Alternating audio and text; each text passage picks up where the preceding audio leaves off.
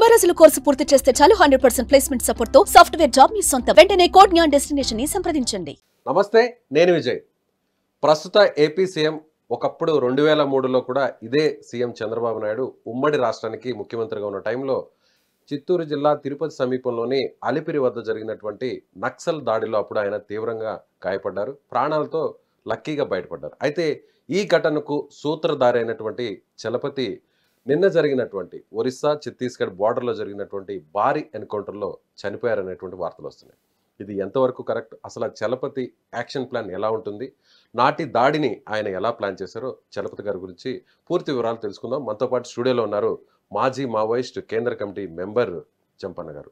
నమస్తే జంపన్న గారు. నమస్తే. చలపతి గారు ఇన్ని సంవత్సరాలు, అంటే దాదాపు ఆయన 62 సంవత్సరాల వయసులో ఇప్పుడు చనిపోయినట్టున్నారు. అంటే వృద్ధాప్యం వల్లే చనిపోయారా, లేదంటే పోలీసుల అటాక్లో నిజంగానే చనిపోయారా? వృద్ధాప్యం అంటే ఆల్రెడీ వాళ్ళు స్పష్టంగా చెప్తున్నారు, పోలీసులు అటాక్ చేసారు, అటాక్ లోపల చనిపోయింది అనేది. సరే, ఆ అటాక్ అది విషయం పెట్టినరా లేకపోతే డ్రోన్తో దాడి చేసిరా మనం చెప్పలేము. కానీ ఏదైనా పోలీసులు చేసిన దాడి లోపలనే చనిపోయింది తప్ప ఆయన వృద్ధాప్యంతో చనిపోవడం అనేది. కానీ ఇంతకు ముందు ఉన్నంత యాక్టివ్గా పని చేయలేకపోతున్నారు. వయసు భారం పైన పడడంతోనే కేంద్ర కమిటీ మెంబర్స్ అందరూ కూడా వరుసగా చనిపోతున్నారు అని చెప్తున్నారు. కరెక్ట్ కాదంటారు? కాదు, అది దాదాపు 15 సంవత్సరాల నుంచి కూడా ఉందంటే కట్టె పట్టుకొని తిరగడం అనేది. అంటే ఆల్రెడీ అంటే కోరాపుట్లో పెద్ద పెద్ద గుట్టలు ఉంటాయి. ఆ గుట్టలు ఎక్కాలన్నా దిగాలన్నా మోకాళ్ళ నొప్పులు ఉన్న వాళ్ళు ఏంటంటే కట్టెలు పట్టుకోవాలి. ఆయన ఒక కట్టే కాకుండా 2 కట్టెలు కూడా పట్టుకున్నాడు. 2 కట్టెలు పట్టుకుని కూడా ఏంటంటే నడుస్తాడు, చాలా దూరం నడుస్తాడు. నైట్ వితౌట్ లైట్ గుట్టలు ఎక్కడం దిగడం అనేది దాదాపు 8 గంటలు 10 గంటలు 12 గంటలు నడవడం అనేది చలపతికి అలవాటు. చలపతి మిగిలిన మొత్తంగా కూడా హెల్తీగా బాగానే ఉంటాడు. ఆయనకేవి బీపీ లేదు, షుగర్ లేదు, ఓన్లీ మోకాళ్ళ నొప్పులు. అంటే చాలా కాలం, దాదాపు 15-20 సంవత్సరాల నుంచి ఆ నొప్పులు ఉన్నాయి. కానీ పని చేయలేని అంటే ఒక అనారోగ్యం ఏమి ఆయనకు లేదు. ఇప్పుడు నాకు తెలిసి ఏం లేదు. యాక్టివ్గా వర్క్ చేస్తాడు. యాక్టివ్గా రాజకీయం కానీ, ఆర్గనైజేషన్ కానీ, మిలిటరీ పరంగా కానీ. అంటే ఆయనే వాస్తవంగా ఇప్పుడు పత్రికలు కూడా రాశారుగా, ఒకప్పుడు ఏంటంటే ఆయనే నాస్తిక ఆర్గనైజేషన్ నుంచి స్టార్ట్ అయ్యి ఆ తర్వాత ఆర్ఎస్యు అంటే రాడికల్ విద్యార్థి కార్యకలాపాలప్పటికి ఆ చిత్తూరు ప్రాంతంలో వచ్చాడు. ఆయన వచ్చి అక్కడి నుంచి ఆయన ఏఓబికి, అంటే ఆనాడు శ్రీకాకుళం ఏఓబి కూడా లేదు, శ్రీకాకుళం ఏపీ రాష్ట్ర కమిటీ ఉండే. ఏపీ రాష్ట్ర కమిటీలో భాగంగా శ్రీకాకుళం పోయి పనిచేసిండు ఆయన. 94లో ఒక ప్లీనం జరిగింది, ఏపీ రాష్ట్ర ప్లీనం జరిగితే నేను కూడా ఆ ప్లీనం పోయినా. మహేంద్ర తనయ అని ఒక పెద్ద గుట్ట, చాలా పెద్ద గుట్ట, అక్కడ ప్లీనం జరిగినప్పుడు ఈయన పేరు ఏంటంటే ఫస్ట్ సుధా, అంటే ఈయన సొంత పేరు రామచంద్రారెడ్డి కానీ అక్కడ పార్టీల పేరు ఏంటంటే సుధా అనే పేరుతో ఉండే. అంటే ఆనాడే నాకు పరిచయం, అక్కడ పరిచయం. ఆ తర్వాత ఒక మిలిటరీ క్యాంప్ కోసం ఆయనను సెలెక్ట్ చేశారు. దండకార్యాలయం లోపల ట్రైనింగ్ పొందడానికి శ్రీకాకుళం నుంచి సెలెక్ట్ అయిన దాంట్లో చలపతి ఇక్కడ మహాదేవ్పూర్ ఏటనారం కూడా వచ్చిండు డీకేకి పోవడానికి. ఆ సందర్భం కూడా నాకు పరిచయం. సిఎంసి మెంబర్ అయిన తర్వాత నేను అంటే ఈ మిలిటరీ యాక్షన్స్లో భాగంగా లేదా అక్కడ సిఈసి దాంట్లో భాగంగా సిఆర్సి అనేది సెంట్రల్ రీజనల్ కమాండ్ అని ఉండే, దాంట్లో భాగంగా కూడా చలపతి నాతో కలిసి పనిచేసాడు. అంటే మిలిటరీ యాక్షన్స్ అంటే ఏంటి, దాని గురించి చెప్తారు?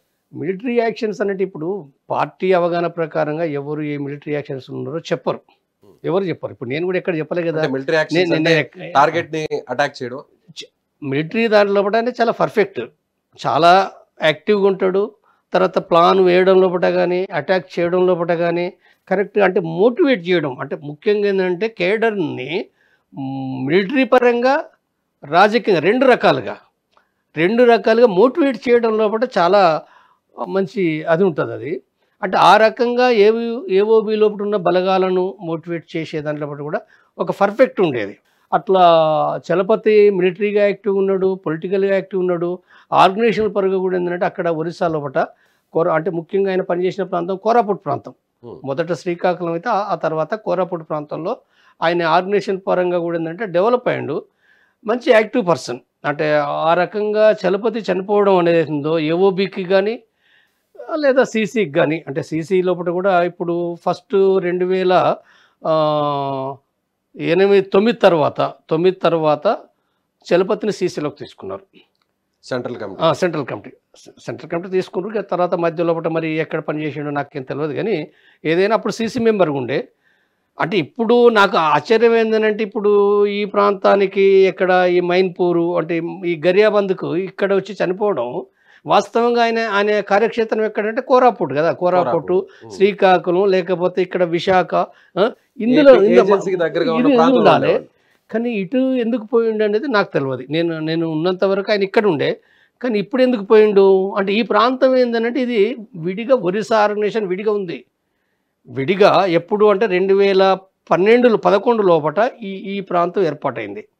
అంటే ఈ ప్రాంతం ఏంటంటే అంటే డీకేల భాగం కాదు. అంటే ఇది కరెక్ట్గా ఇప్పుడు గరియాబంద్ జరిగిందంటే దాని పక్క పంటే ఆ గుట్ట మనకు ఫోటోలో కనపడుతుంటుంది, పెద్ద గుట్ట. ఆ గుట్ట దాదాపు ఒక 100 కిలోమీటర్ల పొడవు ఉంటుంది, వెడల్పు ఉంటుంది.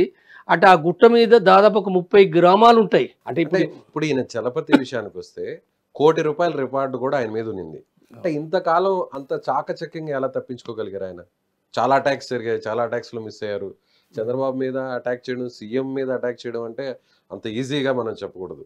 సో అలాంటి వ్యక్తిని ఇన్ని రోజులు పోలీసులు ఏం చేయలేకపోయారు అంటే ఆయన అంత షార్ప్గా ఉండేవాడా? షార్ప్గా ఉంటాడు, యాక్టివ్గా ఉంటాడు. ఆయన కదలికలు కూడా అంటే ఇప్పుడు ఏ రకంగా ఇంతమంది చనిపోవడం అనేది ఉందో అది ఆశ్చర్యకరమైంది. ఇంత సంఖ్యలో వాళ్ళు చెప్పేది 20 అంటారు, 25 అంటారు. మరి చలపతి సరే మొక్కల సమస్య ఉన్నమాట వాస్తవమే, కానీ అయినంత మాత్రాన మరి ఎందుకు అంటే ఎర్లీ మార్నింగ్ జరిగింది కదా. అంటే బహుశా వాళ్ళు ఏమైనా ఇద్దరిని అరెస్ట్ చేసి తర్వాత తెల్లారిగట్ల మావోయిస్టుల అంటే వాళ్ళ డేరాని అర్థం చేసుకొని సడన్గా అటాక్ చేసిర్రా, డ్రోన్ తోటి దాడి చేసిర్రా, మావోయిస్ట్ పార్టీ స్టేట్మెంట్ ఇస్తే కానీ మనకు అర్థం కాదు. ఎంత యాక్టివ్గా ఉన్నా మరి ఎక్కువ చుట్టూ బలగాలు దాడి చేసినప్పుడు ఏం చేయలేరు కదా. కోవర్ట్ ఆపరేషన్ ఏమైనా జరుగుంటుంది అనుకుంటున్నారు? జరగవచ్చు, అది కోవర్ట్ ఆపరేషన్ జరగవచ్చు, విషం పెట్టవచ్చు, లేకపోతే బాంబింగ్ చేయొచ్చు, ఏదైనా అవకాశం ఉంది. సో ఆ టైంలో ఎందుకు ఈయనే లీడ్ తీసుకున్నారు అప్పుడు చంద్రబాబు అలిపిరికి సంబంధించినటువంటి ఆ ఘటన మీద? ఆయన లీడ్ తీసుకోవడం ఏముండదండి, ఎవరు లీడ్ తీసుకోవడం ఉండదు. కేంద్ర కమిటీ నిర్ణయిస్తుంది. చంద్రబాబుకు సంబంధించిన ఒక పెద్ద టార్గెట్ కాబట్టి ఆ పెద్ద టార్గెట్ని డిసైడ్ చేయడం అనేది కేంద్ర కమిటీ నిర్ణయించే విషయం. కేంద్ర కమిటీ నిర్ణయించిన దాని ప్రకారంగా వ్యక్తులను కూడా కేంద్ర కమిటీ డిసైడ్ చేస్తుంది. అది ఏపీ నుంచి డిసైడ్ చేయాలన్నా, తెలంగాణ నుంచి డిసైడ్ చేయాలన్నా, డీకే నుంచి చేయాలన్నా, ఎవరు చేయాలి. 2003లో నక్సల్స్ కదా ఉండింది, అప్పటికి ఇంకా మావోయిస్టులుగా మారలేదు కదా. People's war party. సో అది స్టేట్ కమిటీ డిసైడ్ చేస్తుంటుందా లేదంటే central committee? Central committee decide చేస్తుంది. అంటే ఆ ఏరియాను ఏపీ రాష్ట్ర కమిటీ ఏరియా కదా, తిరుపతి అనేది ఏపీ రాష్ట్ర కమిటీ ఏరియా. కాబట్టి ఏంటంటే ఈయన అప్పుడు ఏపీ రాష్ట్ర కమిటీకి ఎలా ఉన్నారు? ఈయన ఏపీ రాష్ట్ర కమిటీలో భాగంగా అక్కడ ఇక్కడ పనిచేస్తుండే కదా. అప్పుడు స్టేట్ కమిటీ అంటే అప్పటికి ఏఓబిగా మారిపోయింది, ఏపీ కాదు ఏఓబిగా మారిపోయింది. ఏపీ నుంచి విడిపోయి ఆంధ్ర ఒరిస్సా బార్డర్ అనే ఒక స్పెషల్ జోనల్ కమిటీ రాష్ట్ర కమిటీగా మారిపోయింది. అందులో ఆయన మెంబర్, ఆయన రాష్ట్ర కమిటీ మెయిన్ గా ఉన్నారు. అప్పుడు రాష్ట్ర కమిటీ మెంబర్, ఎస్ఎంసి మెంబర్, అంటే స్టేట్ మిలిటరీ కమిషన్. అప్పటి వరకు నక్సల్స్ దాడంటే మందు పాత్రలు, గన్స్ అటాక్ చేయడం ఇవే చూసాం. కానీ ఫస్ట్ టైం క్లెమోర్ మైన్స్ ని చూడడం అనేది చంద్రబాబు ఇష్యూలోనే చూడడం జరిగింది. లేదు, అది మొదటి నుంచి ల్యాండ్ మైన్స్ అయినా క్లెమోర్ మైన్స్ అయినా మొదటి నుంచి ఆపరేట్ చేస్తున్నదే. మొదటి నుంచి అంటే దాదాపు ఏంటంటే 88, 89 నుంచే అప్పటి నుంచే ల్యాండ్ మైన్స్ ఉన్నాయి. తర్వాత క్లెమోర్స్ ఉన్నాయి. క్లెమోర్ ఎక్కువగా ఉనికిలు వచ్చినాయి 95 తర్వాత వచ్చినాయి ఉనికిలకు. కానీ క్లెమోర్ అని అంటే మామూలుగా పోతున్న వెహికల్ పైన అంటే ఇక్కడ పైనే పెట్టి ఆ బాంబు క్లెమోర్ మైన్ అట్లా పెట్టి చేయడం ఆ తర్వాత ఉనికిలోకి వచ్చింది. కానీ ఈ రెండింటికి సంబంధించిన టెక్నాలజీ కానీ వాడకం కానీ అది 88, 89 నుంచే స్టార్ట్ అయింది దాని టెక్నాలజీ. కాబట్టి దాని యొక్క డెవలప్మెంట్లో భాగంగానే ఇవన్నీ వచ్చినాయి. ఆ రోజు సీఎం చంద్రబాబు ప్రాణాలతో బయటపడ్డారు. ఆయన మళ్ళీ ఇప్పుడు కూడా ఏపీకి సీఎంగా ఉన్నారు. సో అదొక ఫెయిల్యూర్గా అనుకోవచ్చా? నక్సలైట్లకు సంబంధించి పీపుల్స్ వారు చేసిన అటాక్స్లో అదొక ఫెయిల్యూర్గా మిగిలిపోయింది అనుకోవచ్చా ఆ ఇన్సిడెంట్? ఫెయిల్యూర్ ఇప్పుడు మావోయిస్టుల దాంట్లో ఫెయిల్యూర్స్ ఉన్నాయి, విజయాలు ఉన్నాయి. మరి ఇప్పుడు ఆ ఫెయిల్యూర్ తర్వాతనే ఇప్పుడు ఛత్తీస్గఢ్ లోపల మహేంద్ర కర్మని చంపారు కదా. మహేంద్ర కర్మతో పాటుగా ఇతర పోలీస్ అధికారులను చంపారు. కాన్వాయ్ని మొత్తం కూడా ఏంటంటే వాళ్ళు అక్కడ చంపేయడం, లొంగ తీసుకోవడం, సరెండర్ ఇవన్నీ జరిగినాయి కదా. కాబట్టి ఇవన్నీ కూడా ఏంటంటే ఈ ఫెయిల్యూర్ చంద్రబాబుది ఫెయిల్ అయింది కాబట్టి మళ్ళీ ఏమీ చేయలేరని కానీ లేదా దేశంలో జరిగేని కానీ ఏమీ అనుకోలేము. అవి ఎప్పుడైనా ఏమైనా అంటే ఇప్పుడు మనం ఎగ్జాంపుల్ చూస్తే తెలంగాణ లోపల మొదటగా పోలీసులపైన యాక్షన్ చేశారు, అంబుజ్ చేశారు. కొన్ని చిన్న యాక్షన్లు జరిగినాయి, 5, 10 మంది, 8 మంది జరిగినాయి. కానీ ఆ తర్వాత తిరిగి మావోయిస్టులు దెబ్బతిన్నారు అనుకున్న తర్వాత కూడా మళ్ళీ పెద్ద యాక్షన్ చేసిరు కదా, పెద్ద పెద్ద నయాగడ యాక్షన్ చేసిరు కదా.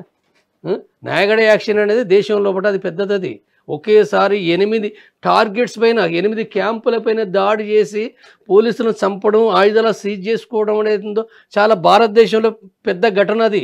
సో ఫైనల్ గా చెప్పండి జంపన్న గారు, చలపతి చనిపోవడం మావోయిస్ట్ పార్టీకి ఎంతవరకు నష్టం? తీవ్రమైన నష్టం అది. తీవ్రమైన ఒక 40 సంవత్సరాల అనుభవం ఉన్న, అంటే మొదటి నుంచి క్రమశిక్షణగా ఉండి ఒక పార్టీ నాయకుడికి ఎదిగి ఒక అవగాహన ఉన్న నాయకుడు చనిపోవడం అనేది ఉందో తీవ్రమైన నష్టం. నష్టం కాకుండా ఎందుకు ఉంటుంది? అది తీవ్రమైన నష్టమే. అయితే ఆ నష్టం అనేది ఏందో మావోయిస్టు పార్టీ ఉద్యమంలో అనేక మంది నాయకులు చనిపోవడం, లేదా కొంతమంది వెళ్ళిపోవడం, సరెండర్ కావడం, ఇవంతా కూడా నష్టమే. అయినప్పటికీ కూడా ఏంటంటే ఆ నష్టాన్ని పూడ్చుకుంటుంది. మరి చూద్దాం, మీరు అన్నట్టుగా మావోయిస్టులు ప్రతీకారం ఏమన్నా తీర్చుకుంటారో, మరి చలపతి లేని లోటుని ఎలా భర్తీ చేసుకుంటారో మరి కాలమైన నిర్ణయించాలి. Thank you.